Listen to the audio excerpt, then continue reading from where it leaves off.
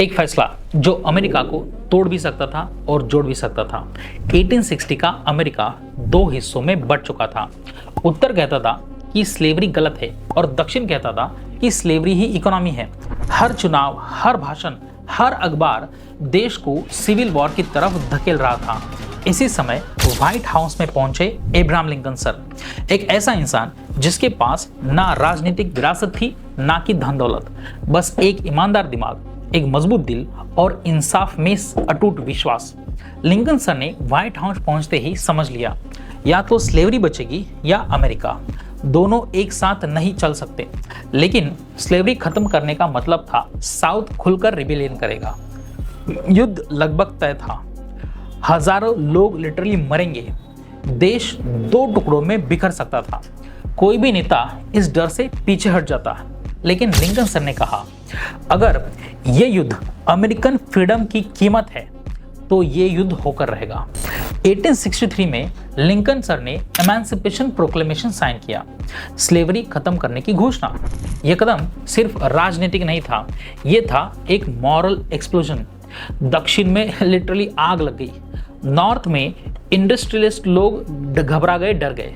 Cabinet दो हिस्सों में बढ़ गया और लोग कहने लगे लिंकन सर देश को तोड़ देंगे। लेकिन लिंकन सर अडिग रहे खुद के फैसले के ऊपर।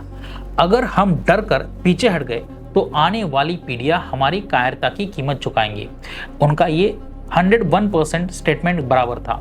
सिविल वॉर शुरू हुआ, अमेरिका जल उठा, शहर जल रहे थे, घर टूट रहे थे, भाई भाई पर गोली चला रहा था। लिंकन सर हर सुबह डेड सोल्जर्स की लिस्ट पढ़ते थे, गहरी सांस लेते, दुख को अंदर दबाते और फिर भी अगला कठिन फैसला लेते। एक समय तो ऐसा आया जब नॉर्थ लगातार हार रहा था, पब्लिक होपलेस थी। लिंकन सर बिल्कुल अकेले पड़ गए थे, लेकिन उन्होंने रणनीति बदली, नए जनरल्स लाए, सप्लाई लाइंस को ठीक किया और धीरे धीरे युद्ध का रुख नॉर्थ की तरफ आना शुरू हो गया।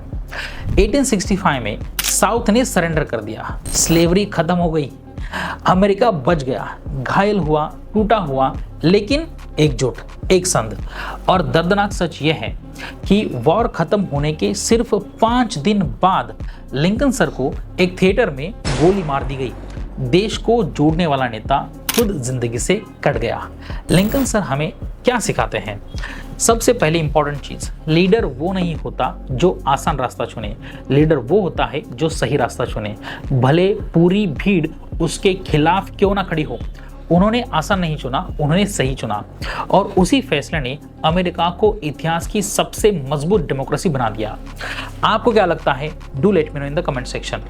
That's it for today. I will see you in the next one. Have a nice day. Jai Shivrai.